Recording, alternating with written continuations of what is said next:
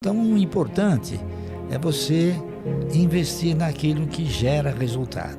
Isso é fundamental. Em bancos, o senhor acha que com essa vinda dos bancos digitais, muitas pessoas falam que os bancões morreram, né? Bradesco e tal. O que você pensa sobre? Eu acho que eles estão adormecidos, porque os bancos digitais eles vão ter uma ascensão forte, mas o problema do banco é que o brasileiro não tem grana.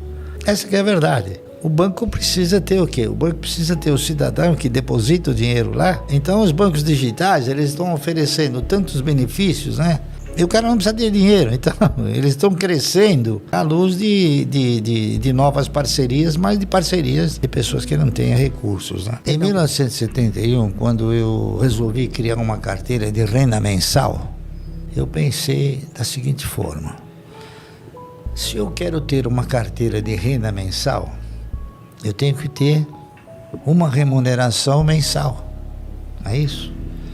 Se porventura eu comprar ações de uma empresa que paga dividendo uma vez por ano, eu tenho que ter ações de 12 empresas que pagam uma vez por ano, porque são 12 salários, né? Até tem um 13º, então 13. Se eu comprar ações de empresas que pagam dividendo semestral, eu tenho que ter a metade. E esse, o princípio é esse. Então, essa foi a diretriz básica que nos levou a ter uma quantidade reduzida de ações. Porque não há necessidade de você ter tudo. O importante é você ter os melhores, aqueles que têm o compromisso com o acionista de remunerá-lo. Porque, na realidade, nenhum empresário pensa em remunerar bem o acionista. Todo empresário ele pensa em se remunerar bem. E você acaba junto no mesmo barco sendo bem remunerado também. É a única trajetória, não existe outra. Então o importante é você investir naquilo que gera resultado. Isso é fundamental. Eu aprecio bastante empresas que desenvolvem atividades que você paga sem consumir. Por exemplo, energia elétrica. Você paga todo mês. Mas aí você fica 60 dias fora e não consome. Você chegou, a conta está lá. Então, você está pagando sem consumir. Seguro é a mesma coisa. Seguro, você faz um seguro e reza para que não haja um sinistro. Então, você está pagando por uma coisa que você não deseja que aconteça. Então, esse é o seguro e o inseguro. Então, eu tenho isso como um elemento. Ocorre que a IRB, ela foi alvo de uma administração desastrosa, fraudulenta. Então eu costumo dizer o seguinte: quem são os dois principais acionistas da IRB? O Banco Bradesco e o Banco Itaú. Quem colocou esses maus administradores? O Banco Bradesco e o Banco Itaú. Esses maus administradores, eles desenvolveram atividades que geraram lucros inexistentes. Quem se beneficiou desses lucros inexistentes? O Banco Itaú e o Banco Bradesco. Quem recebeu dividendos indevidos? O Banco Itaú e o Banco Bradesco. Então eles é que têm que salvar a empresa. Por quê? Porque a empresa foi alvo dessa administração desastrosa e ao longo do tempo alguém foi e fez uma auditoria, tá certo? Descobriu um monte de coisa errada, republicou e refez todos os balanços e a partir daquela providência de refazer os balanços, chegou numa conclusão que a empresa tinha um problema, tá certo? Um problema que era um problema de sinistros. Nós, quando adquirimos as ações da IRB, a gente adquiriu o quê? Um contexto chamado seguro, porque o seguro talvez seja uma das atividades mais bem quistas no mundo inteiro, né?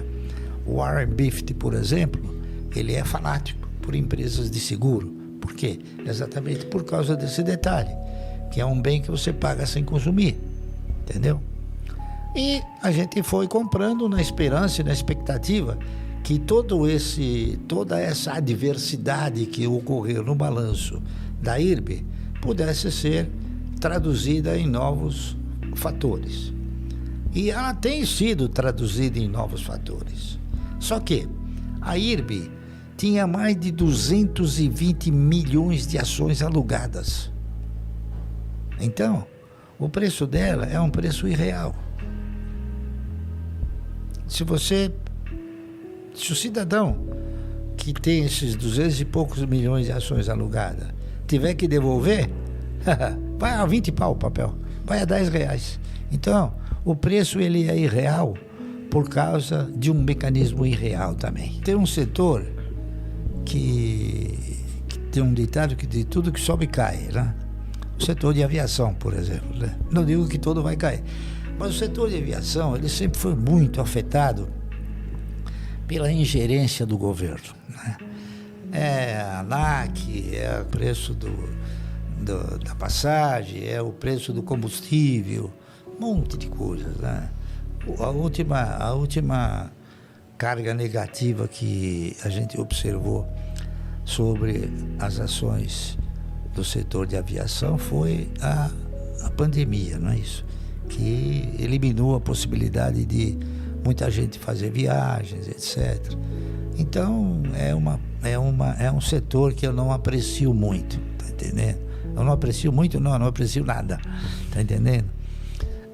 Por exemplo, construção, também eu não aplico em construção, tá certo? Varejo também eu não aplico, turismo também eu não aplico, tá entendendo? A gente só procura desenvolver aplicações onde você vê o cifrão saindo, tá entendendo? O cifrão indo embora não é muito desejado. Então, você tem que enxergar o cifrão. Você tem que ver o resultado, a perspectiva de resultado, né? Então, assim, por exemplo, empresas ou atividade que necessita de aglomerações, entendeu? Shoppings, né? Os shoppings também a gente não investe porque também é um negócio que não dá resultado, né? E é isso aí. Então, o importante é você investir naquilo que